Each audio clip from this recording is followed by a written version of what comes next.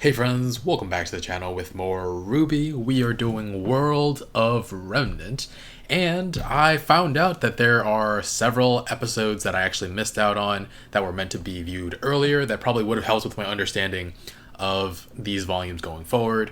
But yeah, we're going to catch up with those. I believe it's episode 7 and 8 that I was meant to do earlier. And we have a whole bunch to get through, so we're going to split them up into two different videos.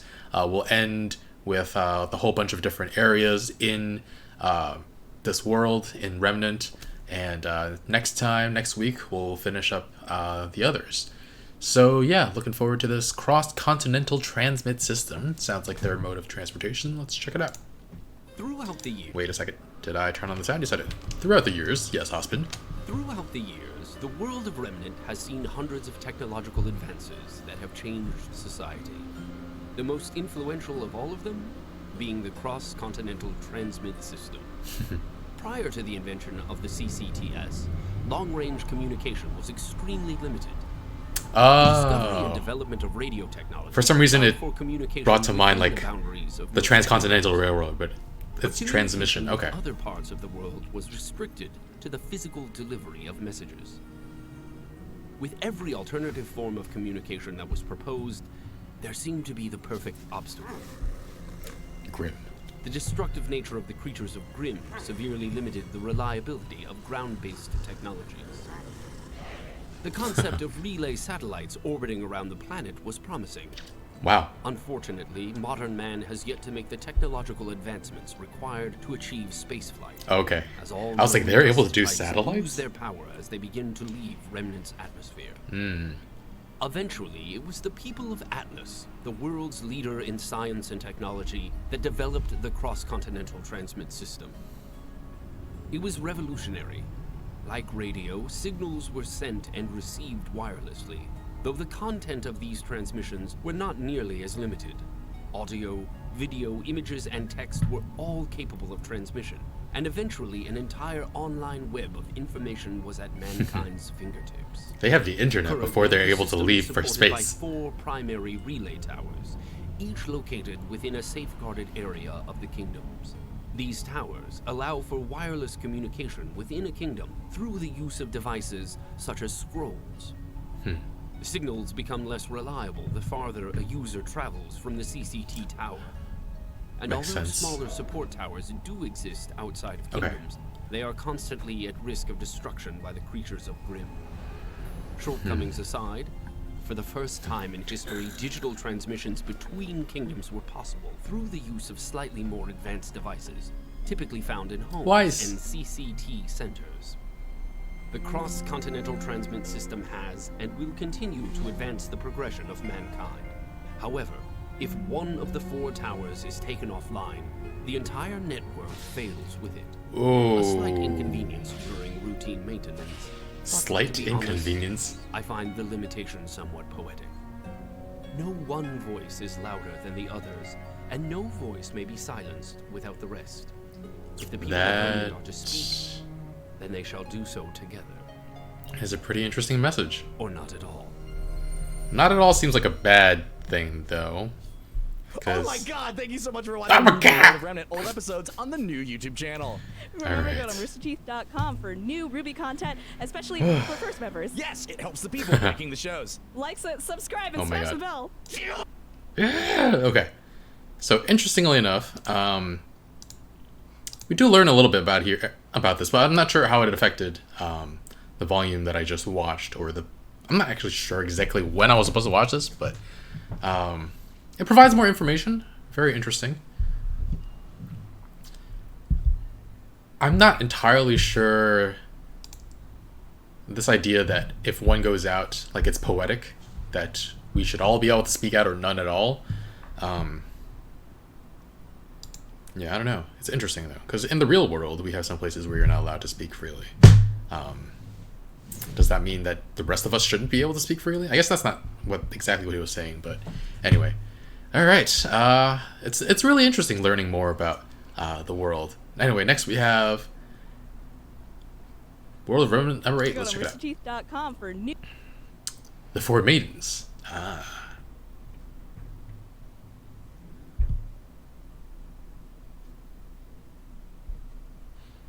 This would have been helpful after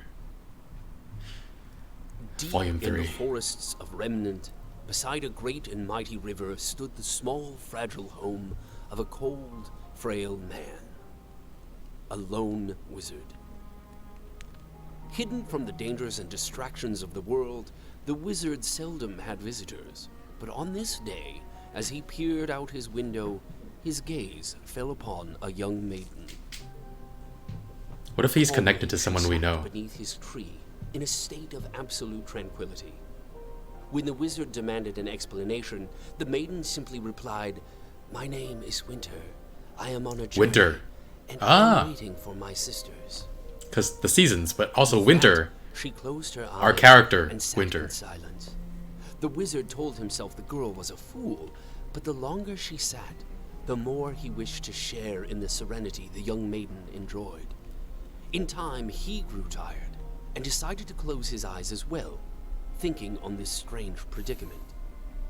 I'm pretty sleepy right now. Upon opening his eyes, the wizard was befuddled to find that a second maiden had appeared beneath his tree, cheerful and spry, with a basket of fruit and flowers.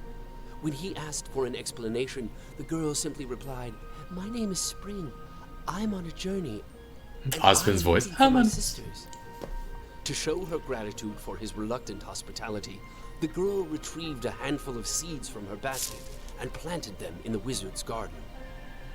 That smile was interesting.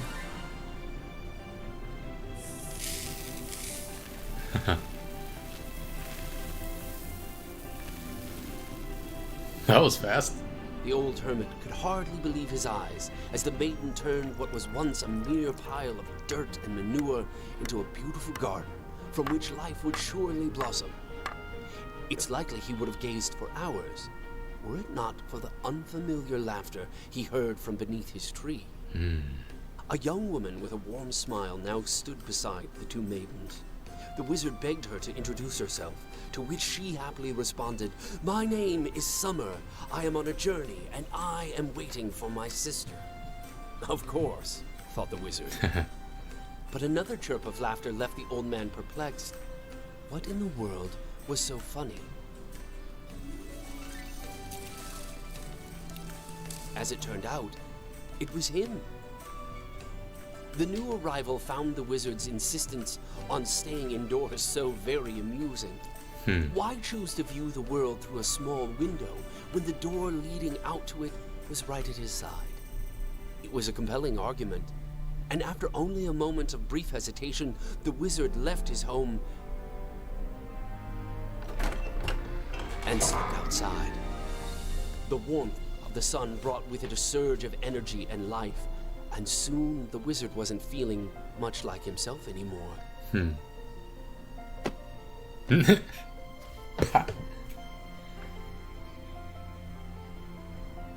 He was feeling much better. Aww. As the day drew to a close, the maidens and the wizard all settled down and prepared a feast. Winter set the table. Spring supplied the crops. Summer prepped the meal, and the wizard was the happiest he'd been in ages. But in all the excitement, he nearly failed to notice the delicate woman that now stood beneath his tree. He smiled and beckoned her to join them, asking only for her name. "My name is Fall," she replied softly. "I am on a journey and am here to meet my sisters. Who are you?" "Me?" the wizard wondered. "Well, I am but an old hermit. I have lived in these woods alone for centuries, and I'm afraid my story is not very interesting, as I have no one to love and nothing to my name." The eldest sister looked up at all that surrounded them. "But sir, do you not see? You have so much." It was true. With their help, it was now clear to see that the wizard had everything he could ever need. He was grateful, but a question lingered in his mind. "Why me?" he asked.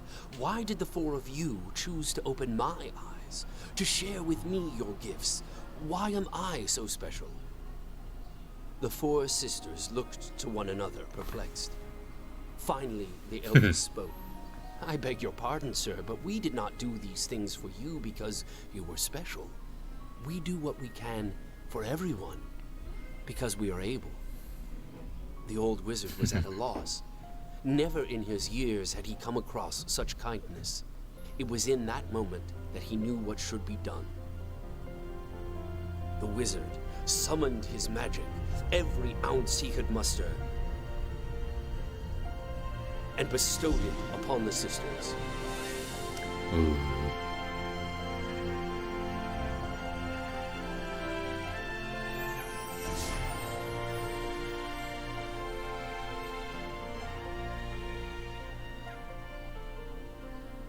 He smiled. Take this gift, and know now that you are able to do so much more.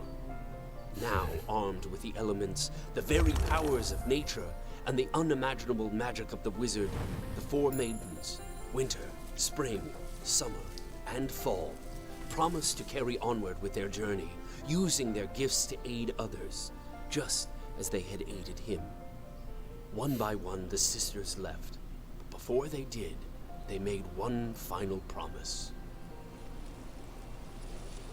They promised to return each and every year to visit their dear friend. That is a wonderful story.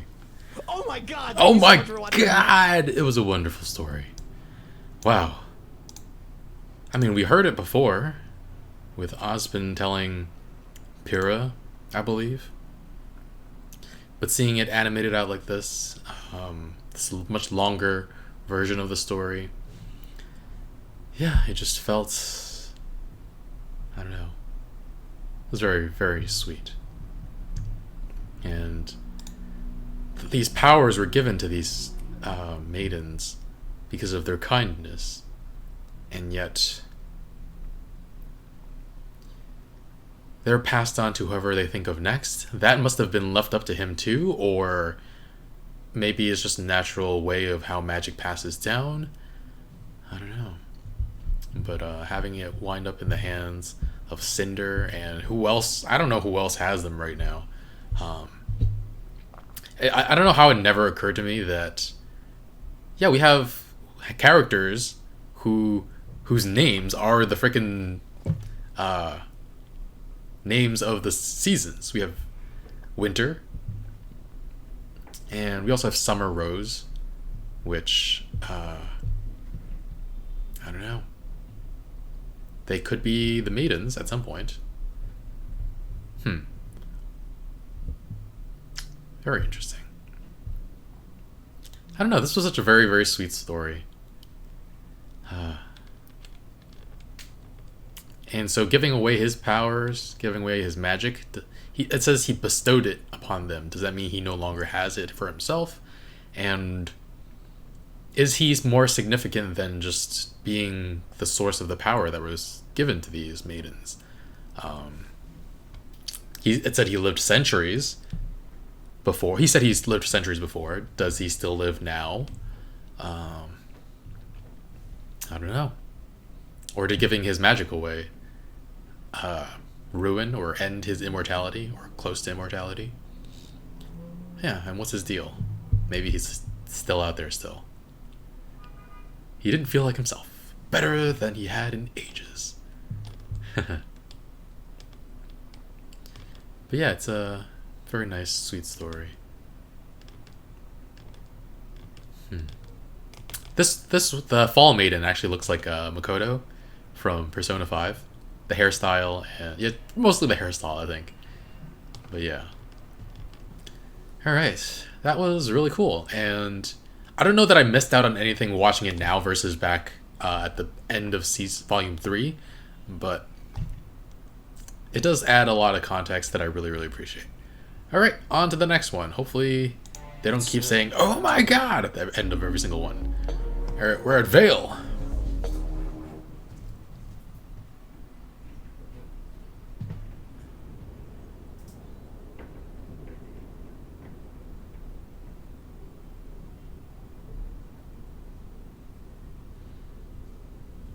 Well, school's definitely out. But let's see if we can't all learn a little something. Crow. Welcome to the World of Remnant. Not the best place to live, but depending on where you're staying, it can get a little easier. Where else is there to You've live? got towns and villages that pop up as fast as they fall. The faunas have menagerie, but the sweet spots are Vale, Mistral, Atlas, and Vacuo. The four kingdoms of What the about modern era. that one? The dragon Each one. one's special in its own little way.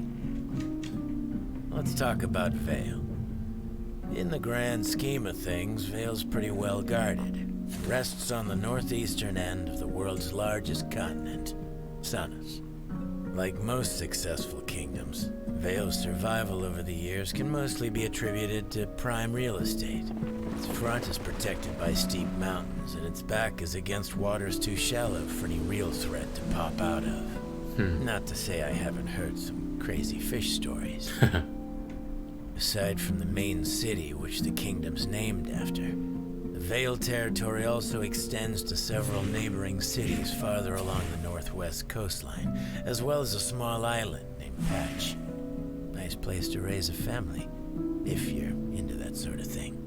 Of course, all attempts to extend the kingdom's reach past the mountains and farther into the mainland have been colossal failures. But, like I said, in the grand scheme of things, Vale ain't half bad.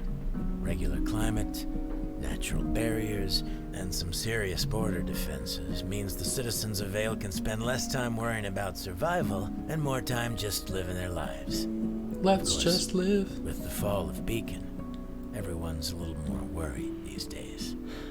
Understandable. They should be. Hope you enjoyed that peek behind Oh. the curtain for RWBY. For more These are short. These are short. Interesting. We got a little bit more of a... I'm always a fan of this map because of this dragon thing. So we have these four... Okay, let me hear again which one's which. Best place to live, but you've got towns and villages. This is Menagerie, Vale, Mistral, Atlas, Vacuo. Vacuo. Atlas is to the north. So what is this? What is this dragon-shaped freaking thing? Is this where Salem is? Is that where they're hiding out? I mean, it's a huge place, so I imagine it's not just... I imagine she's not in charge of this whole entire area. Yeah, I wonder where she's hiding.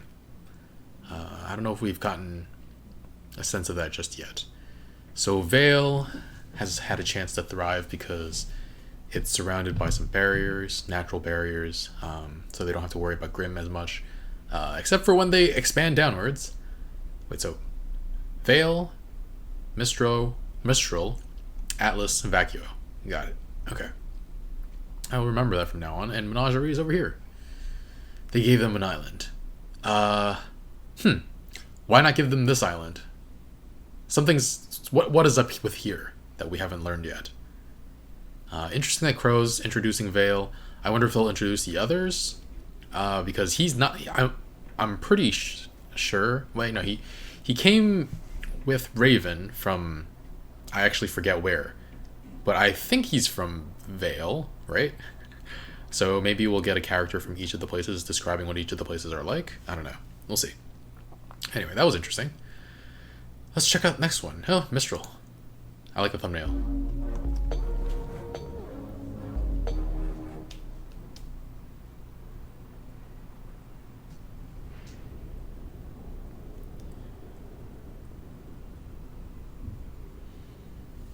Mistral.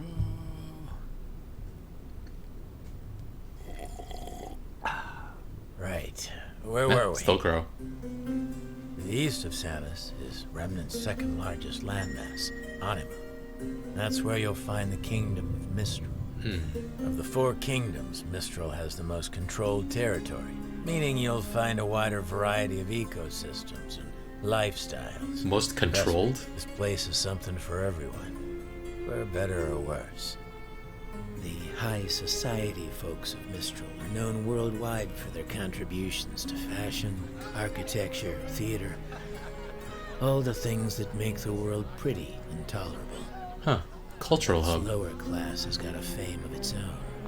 Mistral's home to the biggest black market on the planet. Wow. Need something that's hard to find? Got someone that's hard to kill. They can help. provided Mistral you've got sounds the fun. yen to pay for it. There's one common thread that links It's a yen? all these people together, though, and that's their respect for nature, particularly the sea and the sky. The natural resources and geography of the area impacted Mistral's culture and technology in a big way. Its first settlers found shelter high up in the wind-carved cliffs, and as their population grew, so did their ability to utilize the land to its fullest potential. A real bunch of forward thinkers. Of course, the bigger the kingdom, the harder it is to govern. There's a reason traders and thieves flock to Mistral. The main city's right under the council's eye, sure, but places like Windpath and Kuchinashi start to get a little farther out of sight. There's plenty of places to hide in Mistral. That's why you gotta know where to look. Hope you enjoyed that peek behind the curtain for I RWBY. did. For more RWBY-related content, check out roosterteeth.com. There's also a ton of other great animated content on the channel, so go ahead and click that video to watch more. And please subscribe for more Archie animation on YouTube. Don't forget, mash that bell. Mash that bell. Those Mash that bell. You would know. Alright. Interesting. Mistral sounds like my kind of place, honestly. Cultural hub. And also black market stuff. I'm kind of interested in the black market. I want to see what's there. Alright. Interesting area. That's where our heroes are now. So lots of room for seedy activity.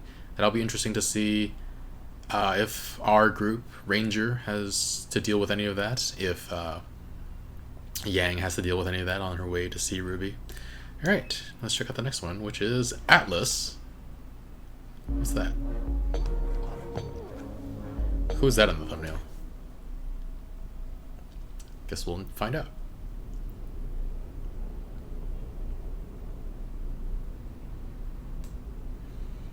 Atlas. I suppose it's time we talked about the fine people at the top of the world. Atlas is Remnant's youngest and arguably most successful kingdom, Oh. but it's a bit of a special case. See, before the Great War, there was no Atlas.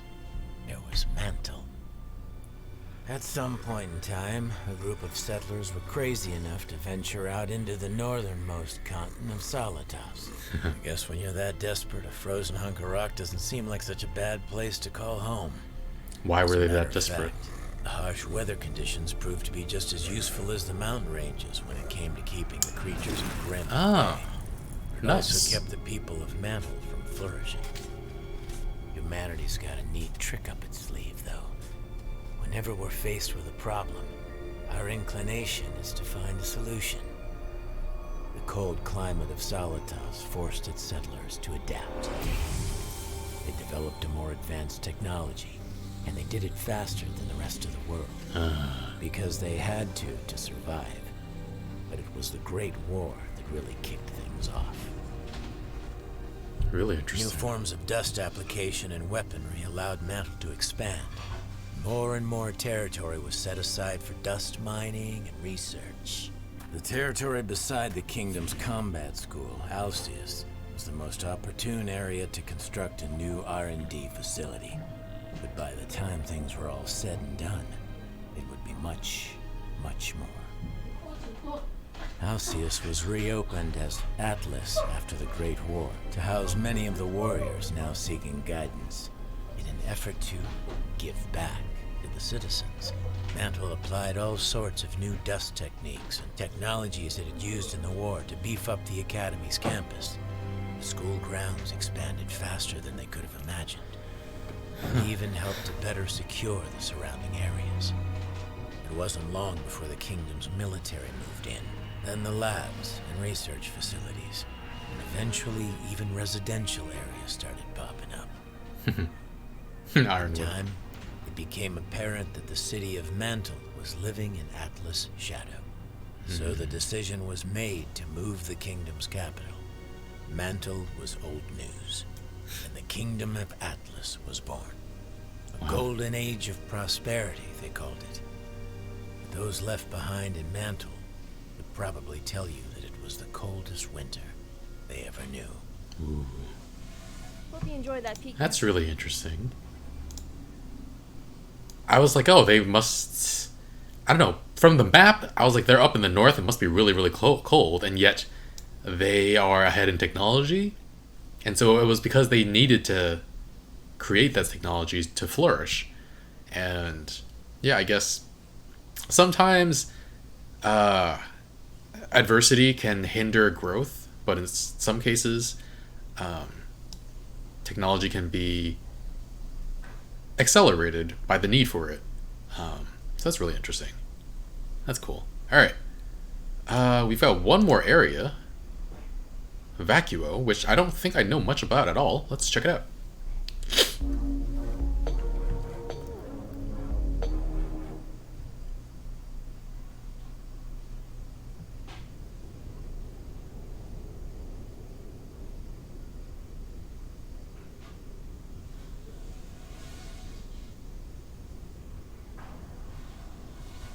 Now, if there's one kingdom that's had it harder than the people of Mantle, it's Vacuo, the last of the 4 great kingdoms. The western end of Sanus is a barren and desolate wasteland. Long ago, before man went and ruined everything, it was a paradise. In the center of the vast desert was an oasis unlike anything you'd ever seen. A jungle bursting with natural resources, geographical defenses, and the world's largest recorded deposit of dust. Nomads that survived the journey across the scorching sand settled down in this little hidden gem, and over time the kingdom of Vacuo thrived. Unfortunately, comfort breeds weakness. While the rest of Remnant had to learn and adapt in order to survive, Vacuo's ancient society kicked back and lived a life of complacency. And then they bled it dry. Developed kingdoms set their eyes on everything Vacuo had to offer.